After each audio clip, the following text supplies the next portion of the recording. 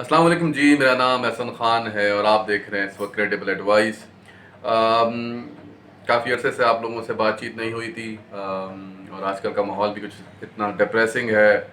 अल्लाह ताला हम सबको महफूज रखे इस वबा से, इस बला से जिसका नाम है कोरोना वायरस। आप सब लोग घरों में रहें, महफूज रहें और कोशिश करें कि जितना कम निकलें घरों से उतना बेहतर है, अनलेस कि कोई इमरजेंसी ना हो। अल्लाह ताला हम सबको महफूज रखे, आमीन। अब मुझसे सवालात कर रहे थे कि सर आप हमें ये बताइए कि एक्सप्रेस एंट्री में किस तरह से एलिजिबिलिटी निकालते हैं विदाउट सीआरएस। ठीक, जो अक्सर लोग सीआरएस कैलकुलेट कर रहे होते हैं और उसमें वो मिस्टेक कर जाते हैं। यानी कि एक्सप्रेस एंट्री जो फेडरल प्रोग्राम है गवर्नमेंट का, जो 2015 में इंट्रोड्यूस हुआ था कनाडा की गवर्नमेंट की तरफ से, उसके बारे में अक्सर लोग कंफ्यूज रहते हैं, उनको क्लियरिटी नहीं होती इस प्रोसेस के हवाले से।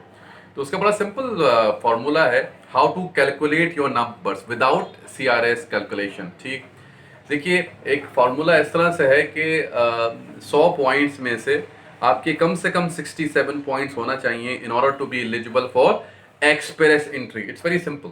ठीक, अच्छा, अब वो पॉइंट्स कैलकुलेशन किस तरह से होती है, वो किस तरह से कोई एलिजिबल होता है एक्सप्रेस एंट्री में, कोई किस तरह से एलिजिबल होता है, किस तरह से 67 पॉइंट्स आते हैं, उसके लिए मैंने ये वीडियो बनाई है। आप बहुत सिंपल है, आप अपने आप को कैलकुलेट कर लेते हैं फेडरल प्रोग्राम के लिए कि आया कि आप इसके लिए एलिजिबल हैं कि नहीं। उसके लिए जो मैंने बताया आपको क्या ज़रूरी होता है, उसमें ज़रूरी ये होता है कि आपके कम से कम 67 पॉइंट्स होना चाहिए। अच्छा, अगर किसी के 67 पॉइंट्स हैं वो भी एलिजिबल है और जिसके 75 पॉइंट्स हैं अब वो भी एलिजिबल है।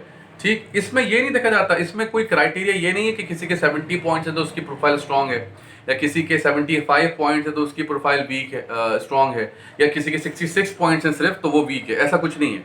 इसमें सिर्फ देखा ये जाता है कि आया कि आप एलिजिबल हैं कि नहीं है, बस दैट्स इट। और कोई चीज़ देखी नहीं जाती इस पे। ठीक, अच्छा जी, तो हम कैलकुलेट करते हैं। देखिए इसमें कौन कौन से फैक्टर इन्वॉल्व करते हैं। देखिए 67 पॉइंट्स का फार्मूला, सबसे पहले आप क्या करते हैं, सबसे पहले आप ये करते हैं कि देखते हैं कि जनाब आपके 67 पॉइंट्स हैं कि नहीं। ठीक है, ये मैंने ऐसी सैंपल रखा हुआ है एक। तो आप देखिए जो मैक्सिमम पॉइंट्स मिलते हैं आपको, वो मिलते हैं 12 पॉइंट्स आपके एज के। ये देखिए मैं इसको सेलेक्ट भी कर रहा हूँ। ये अगर आप 18 से 35 साल के दरमियान में हैं और आपको पूरे पॉइंट्स मिलेंगे 12 पॉइंट्स, और आप जब 35 को क्रॉस करेंगे 36 के होंगे तो आपका एक एक पॉइंट गिरता रहेगा। जो आपको मैक्सिमम वर्किंग एक्सपीरियंस के पॉइंट मिलते हैं वो कितने मिलते हैं, वो मिलते हैं 15 पॉइंट। यानी कि अगर आपका 6 साल का वर्किंग एक्सपीरियंस है तो आपको पूरे 15 पॉइंट मिलेंगे। और अगर 6 साल से कम वर्किंग एक्सपीरियंस है, बिटवीन लेट्स से कि 1 साल का वर्किंग एक्सपीरियंस है जैसे यहाँ पे, तो आपको 1 साल का 9 पॉइंट मिलेंगे। टोटल आपको पॉइंट मिलते हैं वर्किंग एक्सपीरियंस के 15। और नीचे आइए तो देखिए जो एजुकेशन के जो मिलते हैं वो मैक्सिमम पॉइंट मिलते हैं पीएचडी के, वो 25 में से 25 मिलते हैं। 30 पॉइंट मिलेंगे। ठीक है, और अगर आपने मास्टर्स डिग्री की हुई है कैनेडियन के की इक्विवेलेंस तो आपको 23 पॉइंट मिलेंगे। ठीक, और अगर आपने 4 साल का बैचलर किया है पाकिस्तानी के मुताबिक तो आपको मिलेंगे 21 पॉइंट। ठीक है भाई।